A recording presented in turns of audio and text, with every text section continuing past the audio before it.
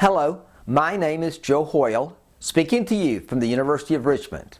We're now ready to look at the statement of cash flows. I understand that for many of you, this is the last chapter in your financial accounting textbook. So therefore, we really want to make sure here at the end that you learn what you need to know. I even wore my red sweater today to celebrate. The statement of cash flows is the fourth of the financial statements. We've already looked at in detail the income statement, the statement of retained earnings, sometimes expanded to a statement of stockholders' equity, and the balance sheet. The fourth financial statement is the statement of cash flows. Any time that you include an income statement in a set of financial statements, you must also have the statement of cash flows. But it's a different type of financial statement. The other financial statements are made up of various ledger accounts. Revenues and expenses, gains and losses are reported on the income statement. Assets and liabilities, contributed capital, retained earnings show up in the balance sheet. Net income, retained earnings, dividends show up in the statement of retained earnings. But the statement of cash flows is not made up of numerous ledger accounts. Instead, it takes one account, the cash account, and determines what caused it to change during the year. You have that one account, and you want to know what caused it to go up, what caused it to go down during the year. This is a much less theoretical statement. We are not talking about when things should be recognized or why things should be recognized. If you paid cash, that needs to be shown on the statement of cash flows. If you receive cash, that needs to be shown on the statement of cash flows. So for us, doing the statement of cash flows, it's much more about showing what took place and making sure to get it categorized in a way that is understandable to the readers of the financial statements. For that reason, you may remember from an earlier coverage in this textbook that we said that all cash flows are divided into three categories. Investing activities are any cash flows that came from dealing in transactions that don't happen as part of the day-to-day operations but are involving assets. So investing activities would be things like paying cash to buy land or receiving cash from the sale of a building. Those things do not happen on a daily basis. They're not part of your normal operations, and they involve assets, investing activities. You also have financing activities. Again, not part of the day-to-day operations, not something you do every day.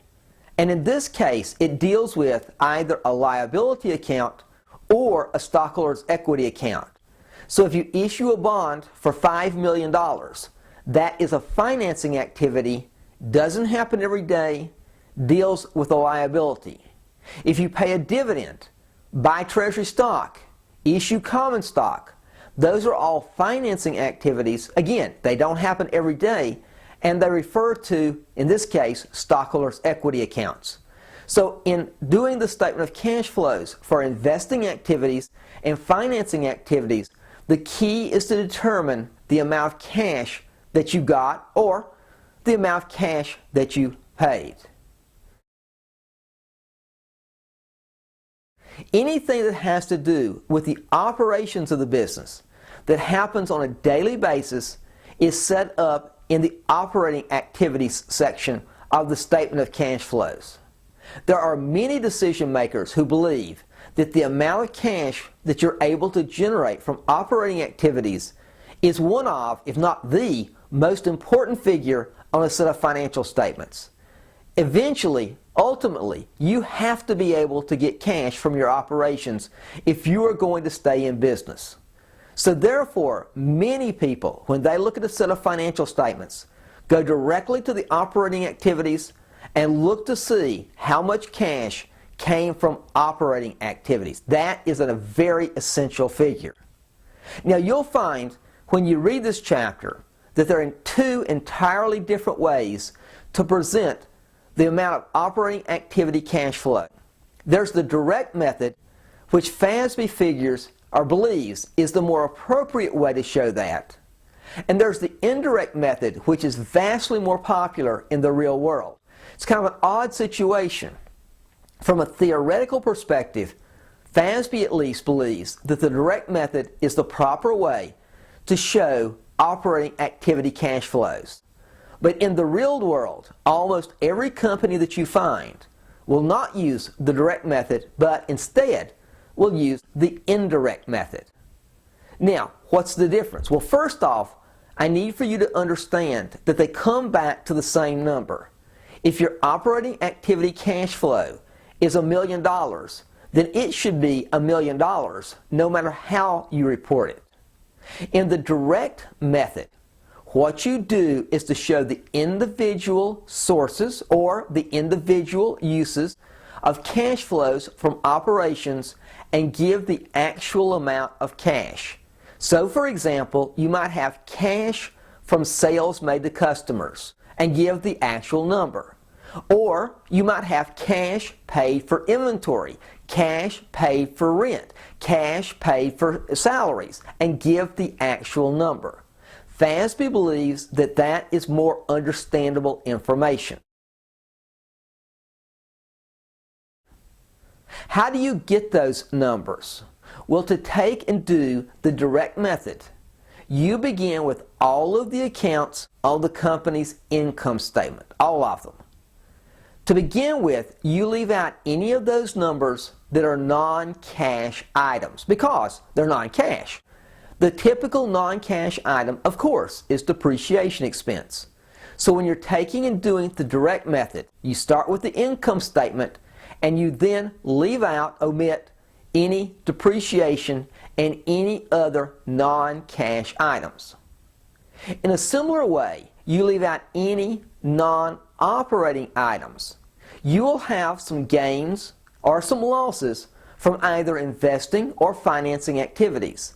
Those cash flows are shown in the other section of the statement of cash flows. They are not considered to be operating activities. So therefore, again, those gains and those losses are simply omitted. So what you have then is the income statement without any depreciation and without any gains and losses on investing activities. Now that leaves things like sales, cost of goods sold, and rent expense. For all of these accounts, there is what I refer to in the textbook as a balance sheet connector, 1 or 2.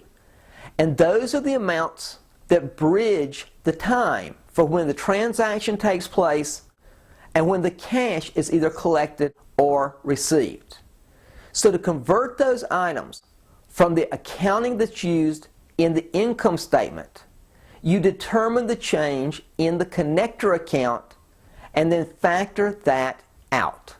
For example, if you have sales of $1 million, but your account receivable, which is the balance sheet connector, goes up, then you have to take that change out. If you have rent expense, but your rent payable went down, then that change has to be factored out to determine the amount that you paid for rent. What you're doing here is going from accrual accounting numbers, which is what is used in reporting the income statement, to cash numbers. So you factor out for each individual account the change in the connector. So, for example, account receivable is the connector for sales to get to cash. Rent payable, or maybe prepaid rent, is the connector for rent expense. Salary payable is the connector for salary expense. And both inventory and accounts payable are the connectors for cost of goods sold. So we did 3 things. After we started with the income statement, we removed the non-cash items, we removed the non-operating items, and then we factored out the changes in the balance sheet connectors, accounts receivable and sales, for example, to come back with cash received. The indirect method does exactly the same thing, but in a different way. It starts not with the income statement, but with net income. First off, it eliminates the non-cash items like depreciation. But in the direct method, we simply left them off. What do you do in the indirect method? Depreciation is an expense, so therefore it's in net income as a negative.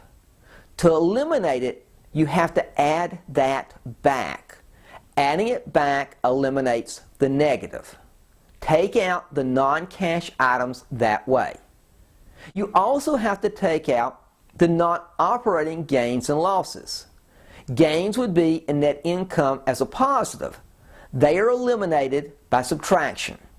Losses would be in net income as a negative. They are eliminated by addition. And finally, you eliminate or factor out the changes in each balance sheet connector.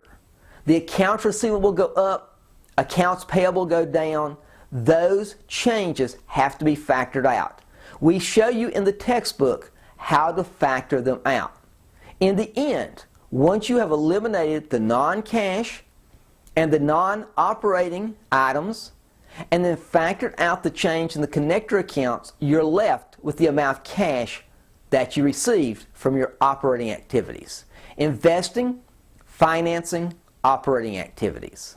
I do want to mention one somewhat controversial part of this. When FASB created this approach, the question was raised about three accounts: interest revenue, dividend revenue, and interest expense. Are those investing and financing activities, or are those operating activities? Many people believe that those are investing and financing activities. Interest revenue and dividend revenue would be investing, interest expense would be financing. But FASB didn't see it that way. FASB made the decision that all three of those would be considered operating activities. You might disagree with that, but that is U.S. GAAP. That is your statement of cash flows. Now I know, as I mentioned earlier, that for a lot of you this is the last chapter in our financial accounting textbook. I just want you to know how much C.J. Skinder and I enjoyed writing this textbook. We wrote it with the hope it would help you to come to understand financial accounting and be able to use it to make good business decisions. I truly hope that that's what has been accomplished. I made these videos with the idea that I thought maybe it would help you to come to better understand this material. There's some tough material in any college course. I understand that. But I hope genuinely that this book and these videos have helped you to get the knowledge that in a semester you're now simply going to be able to go out into the real business world and make good decisions. I hope in financial accounting you've had a great course. Thank you so much for being with us. This is Joe Hoyle at the University of Richmond.